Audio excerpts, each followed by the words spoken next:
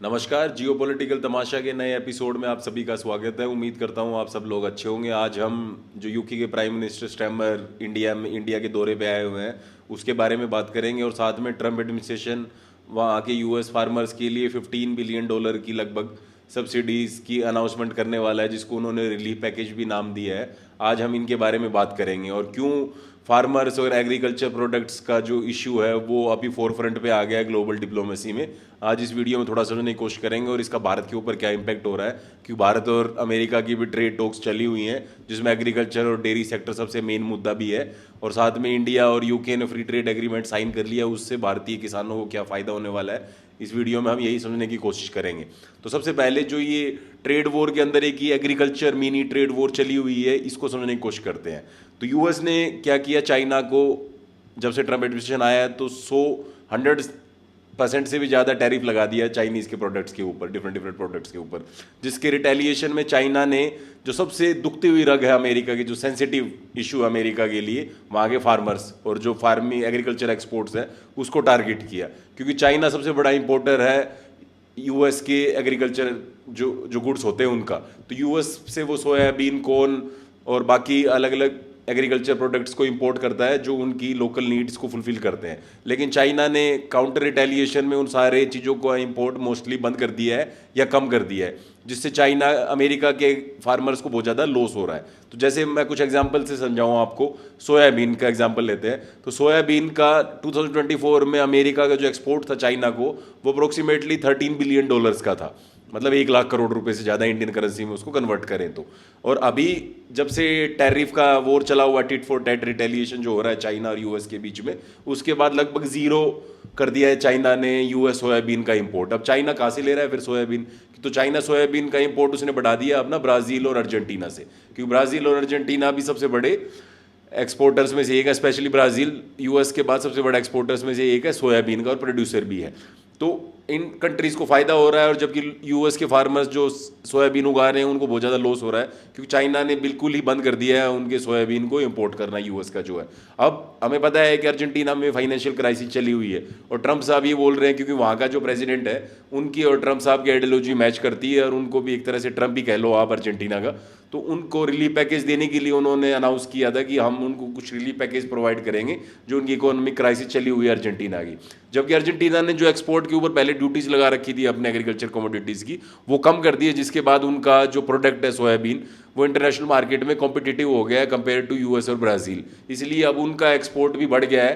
तो मतलब अर्जेंटीना और ब्राज़ील को फ़ायदा हो रहा है सोयाबीन की जो ये वॉर चली हुई है चाइना और यूएस की, और यूएस को फार्मर्स को बहुत ज़्यादा लॉस हो रहा है इस वॉर से।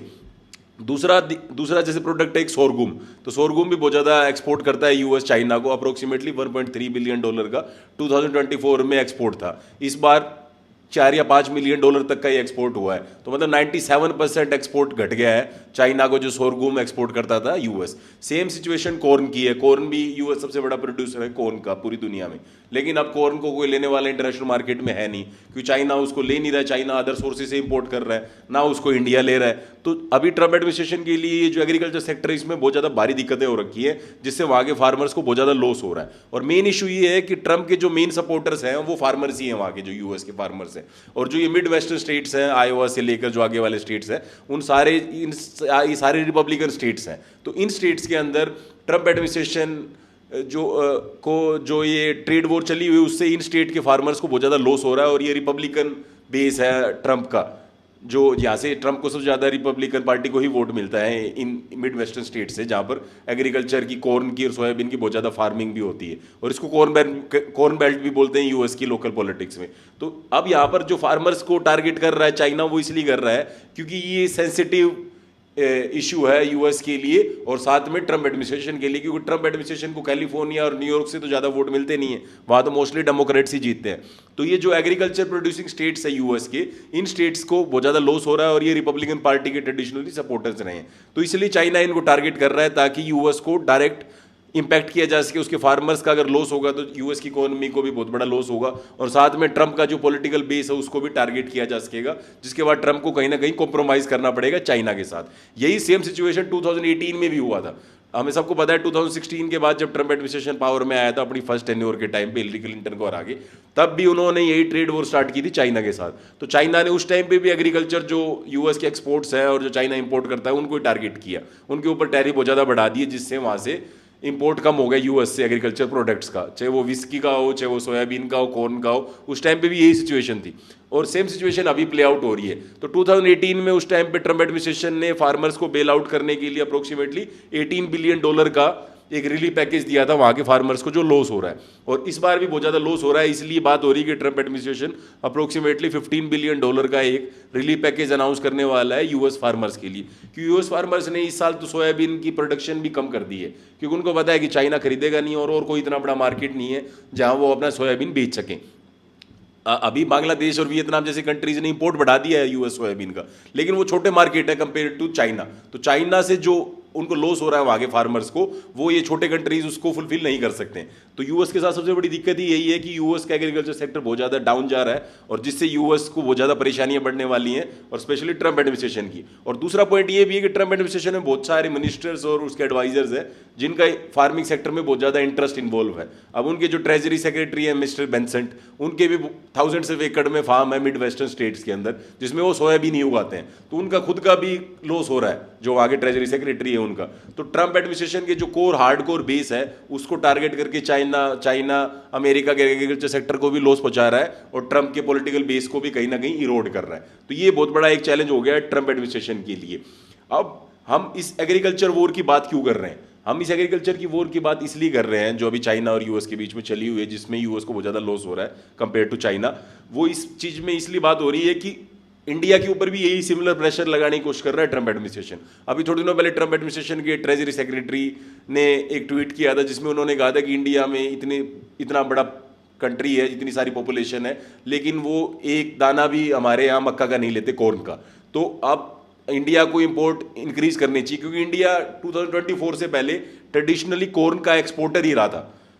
इंडिया इंपोर्ट नहीं करता था, बहुत कम इंपोर्ट करता था, उससे ज़्यादा एक्सपोर्ट कर देता था कॉर्न, मक्के को। लेकिन 2024 के बाद क्या हुआ, शुगर केन जो एथेनॉल में पिछले टाइम से यूज़ हो रही है, क्योंकि अभी हम एथेनॉल को ब्लेंड करके पेट्रोल में कार्स में यूज़ कर रहे हैं जिससे एमिशन कम हो सके, एक तो जो पोल्यूशन हो रहा है वो, और दूसरा फार्मर्स को फायदा पहुंचा सके एथेनॉल को ब्लेंड करके विद पेट्रोल। ये हम नए इंट्रोड्यूस किया है हमारी सरकार ने इंडिया के अंदर।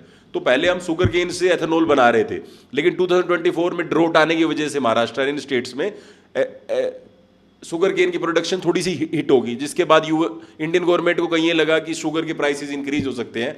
तो इंडियन गवर्नमेंट ने कॉर्न जो ये मक्का वाली किसान से इनका मक्का खरीद के इसको एथेनॉल में यूज़ करने लग गए। तो एथेनॉल में मक्के का इतना ज़्यादा यूज़ बढ़ गया 2024 के बाद कि हमारे को मक्का इंपोर्ट करना पड़ा।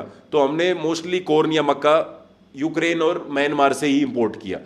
लास्ट ईयर इंडिया ने जितना भी इंपोर्ट किया उसमें मेजोरिटी इन 2 कंट्रीज से है। तो हमने यूएस से कोई मक्का लिया नहीं, और यूएस सबसे बड़ा एक्सपोर्टर है और सबसे बड़ा प्रोड्यूसर है पूरी दुनिया में मक्के का। तो अब यूएस को इस चीज़ से दिक्कत है कि वो चाहते हैं कि इंडिया इस मक्के को इंपोर्ट करे अपनी कंट्री के अंदर, लेकिन इंडिया इसलिए इंपोर्ट नहीं कर रहा है उस मक्के को क्योंकि अमेरिका में जो क्रॉप्स होती हैं वो जेनेटिकली मॉडिफाइड क्रॉप्स होती हैं, जीएम क्रॉप्स होती हैं। तो इन क्रॉप्स को इंडिया ने बैन कर रखा है। इंडिया ने जीएम क्रॉप्स को इसलिए बैन कर रखा है, एक तो वो बायोडाइवर्सिटी जो है वो खत्म कर देंगी, साथ में जो इंडिजीनियस प्लांट्स हैं उनको भी हार्म करेंगी, और साथ में वो बहुत ज़्यादा महंगे हैं क्रॉप्स जो उनके सीड्स है, तो इसलिए वो फार्मर्स के लिए इकोनॉमिकल भी नहीं है जीएम क्रॉप्स। तो इंडिया में मोस्टली सेक्टर्स में जीएम क्रॉप्स को बैन कर रखा है। सिर्फ कॉटन एक ऐसा एग्रीकल्चर प्रोडक्ट है जिसमें जीएम क्रॉप को अलाउ कर रखा है। बाकी सारी जीएम क्रॉप्स जितनी भी होती हैं इंडिया में ना तो हम इंपोर्ट कर सकते हैं और ना हमारे फार्मर्स उन सीड्स को यूज़ कर सकते हैं।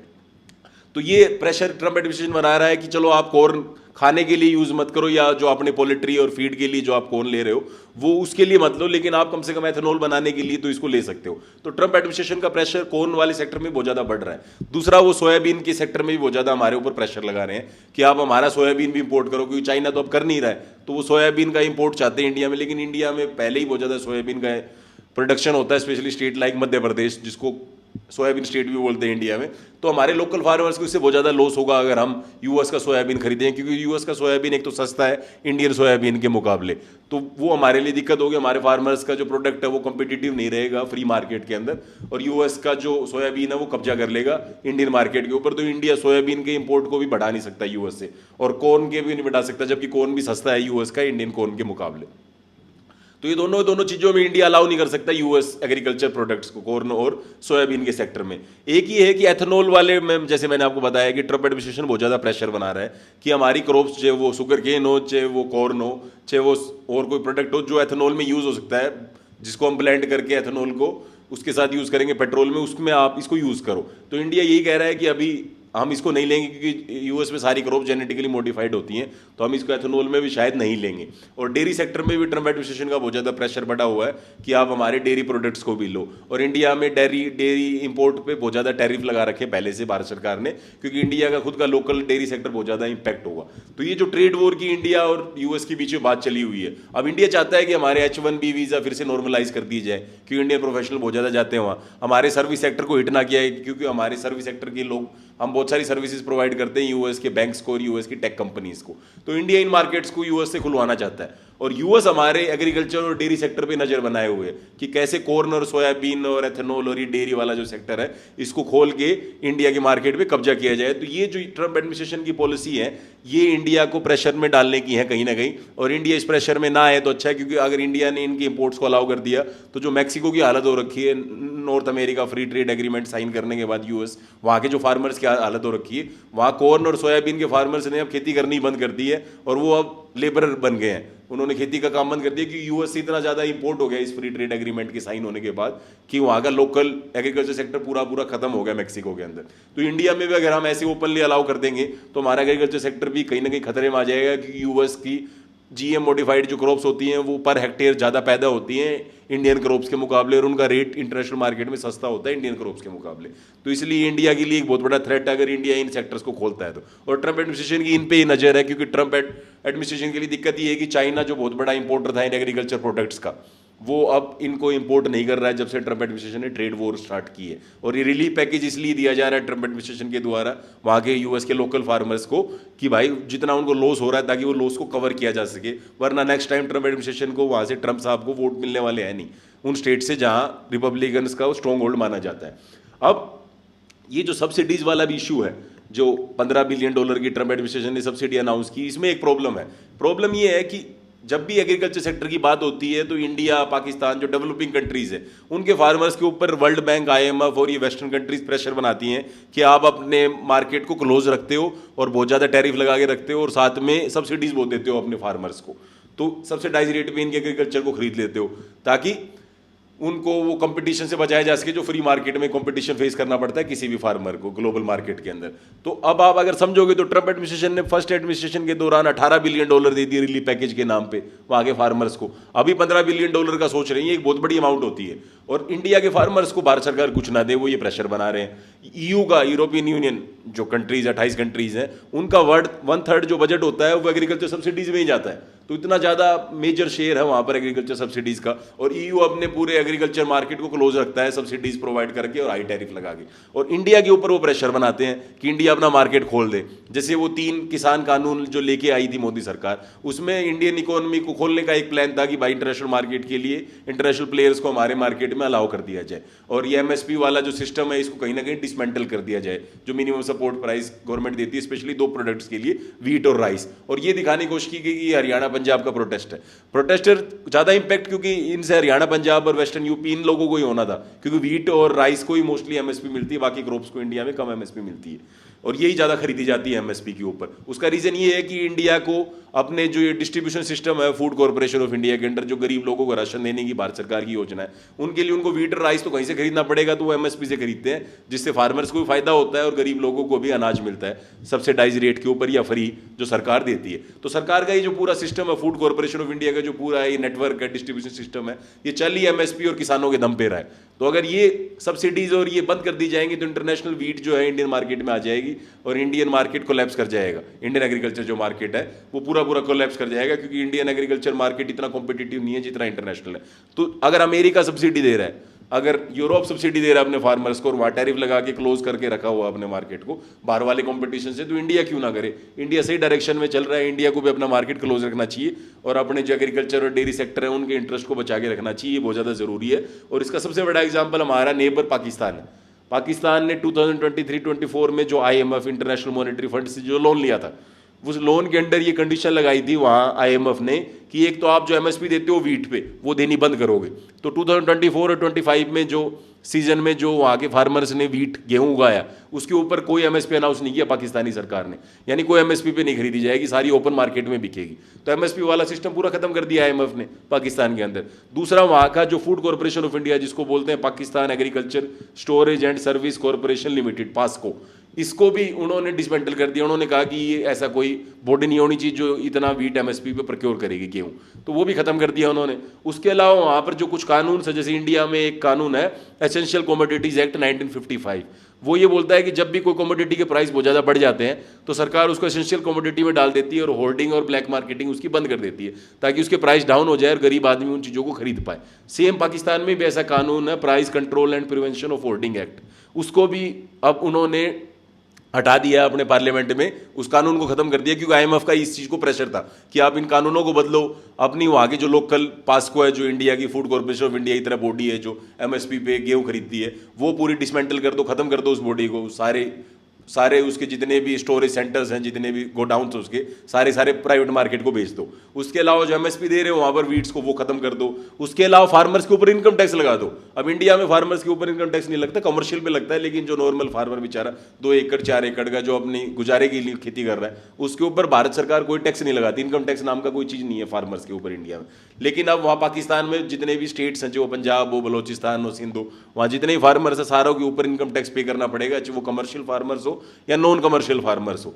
तो मोटा मोटा बात यही है कि जो कमजोर कंट्रीज हैं उनके ऊपर प्रेशर किया जा रहा है कि आप अपने एग्रीकल्चर मार्केट को खोलो, अपने फार्मर्स को कोई सब्सिडी मत दो, अपने फार्मर्स को कोई एमएसपी अनाउंस मत करो, कोई ऐसा कानून मत बनाओ जो वहाँ लोकल कंज्यूमर को फायदा पहुंचा सके, जैसे होर्डिंग और ये ब्लैक मार्केटिंग अगेंस्ट जो अलग अलग कंट्रीज में कानून है। और अपनी कंट्री में वो जो पावरफुल कंट्रीज हैं ईयू और यूएस, ये डब्ल्यूटीओ को साइडलाइन करके जो वर्ल्ड ट्रेड ऑर्गेनाइजेशन है अपने फार्मर्स को बचा रहे हैं, उनको सब्सिडीज भी दे रहे हैं भर भर के, टैरिफ इतने लगा रहे हैं कि बाहर वाला कोई भी एग्रीकल्चर प्रोडक्ट उनकी इकोनॉमी में ना सके। और वो उम्मीद करते हैं ईस्टर्न कंट्रीज से, लाइक चाइना, इंडिया, पाकिस्तान से, कि वो अपने मार्केट को खोल दें ताकि उनके किसान मर जाए और वो सारे फायदे में रहें। तो ऐसा तो होने वाला है नहीं। अभी इंडिया में जो पीएमआई स्टैमर यूके की, वो इसलिए यूके और इंडिया की फ्री ट्रेड डील होने के बाद ही आए। अगर आप यूके और इंडिया की फ्री ट्रेड डील के बारे में देखोगे तो आप समझोगे कि कैसे इंडिया ने इसमें अपने इंटरेस्ट को सेव किया है। एक तो ये है कि इंडिया ने अपना एग्रीकल्चर और डेयरी सेक्टर पे जो पहले टैरिफ लगा रखे हैं या जो सब्सिडीज दे रहे हैं उनको हटाने से मना कर दिया, तो ये वैसे फार्मर प्रोटेक्टेड रहेंगे। दूसरा, वहाँ पर जो हम एग्रीकल्चर एक्सपोर्ट्स कर रहे हैं 95% प्रोडक्ट्स के ऊपर 0% टैरिफ हो गया है वहाँ पर अब, यानी आप जो एक्सपोर्ट करेंगे वहाँ पर इंपोर्ट करने का कोई टैरिफ है नहीं 95% एग्रीकल्चर प्रोडक्ट्स के ऊपर। और फाइनली हमारा जो फिशरी सेक्टर है, अब ट्रंप साहब ने श्रिम्प के ऊपर 50% टैरिफ लगा दिया। अब श्रिम्प हमारे आंध्रा और इन स्टेट्स में, कोस्टल स्टेट्स में बहुत ज़्यादा होती है, तो इन सारे जो ये श्रिम्प्स के ऊपर है लगाया है इन्होंने टैरिफ। उसके बाद हमारा श्रिम्प का पूरा एक्सपोर्ट जो यूएस में जाता है वो कहीं ना कहीं कोलैप्स हो गया, क्योंकि वो इतना महंगा हो गया श्रिम्प यूएस के मार्केट में, वो कहीं और कंट्री से इंपोर्ट कर लेंगे, इंडिया से क्यों लेंगे जिसके ऊपर 50% टैरिफ लग रखा है। लेकिन अब यूके वाले डोर हमारे लिए खुल गए हैं, क्योंकि हमारा जो टोटल ट्रेड है हर साल एग्रीकल्चर का एक्सपोर्ट का, वो अप्रोक्सीमेटली $50 बिलियन का है, और जिसमें हम यूके के साथ सिर्फ $1 बिलियन से भी कम का करते हैं। तो वहाँ पर पोटेंशियल बहुत ज़्यादा है, ग्रोथ पोटेंशियल। और यूके ने ईयू को छोड़ दिया है ब्रेक्जिट के बाद, तो वहाँ का मार्केट अपने लिए अब ओपन हो गया है और फिशरीज़ को और बाकी एग्रीकल्चर सेक्टर को बहुत ज़्यादा फायदा होने वाला है। और भारत सरकार ने इस ट्रेड डील में ध्यान रखा है कि हमारा एग्रीकल्चर और डेयरी सेक्टर को कोई हार्म ना हो। और सेम ध्यान हमें रखने की ज़रूरत है जो फ्यूचर में ट्रम्प एडमिनिस्ट्रेशन गन पॉइंट पे हमारे साथ फ्री ट्रेड डील करना चाहता है, टैरिफ का डर दिखा के या हमारे H1B वीज़ा को बंद करके, तो उनसे हमें बिना डरे हमारे जो एग्रीकल्चर और डेयरी सेक्टर है उसको बचा के रखना है, क्योंकि फ्यूचर यही है। हर कंट्री अपने किसानों को सब्सिडीज भी दे रही है और उनको इंटरनेशनल कंपटीशन से प्रोटेक्ट भी कर रही है। तो हमारे फार्मर को अगर सरकार ये कर रही है और एमएसपी पे ले रही है तो कोई गलत नहीं कर रही है, और ये सरकार की बिल्कुल राइट पॉलिसी है। और सरकार इसी पॉलिसी पे चलेगी तभी सरकार हमारे किसानों को और गरीब लोगों को फायदा पहुँचा पाएगी। वरना ये इंटरनेशनल जो कार्टेल IMF और WTO और इनका, ये हमारे फार्मर्स को खा जाएंगे जैसे उन्होंने मैक्सिको के फार्मर को खा गए थे। Thank you.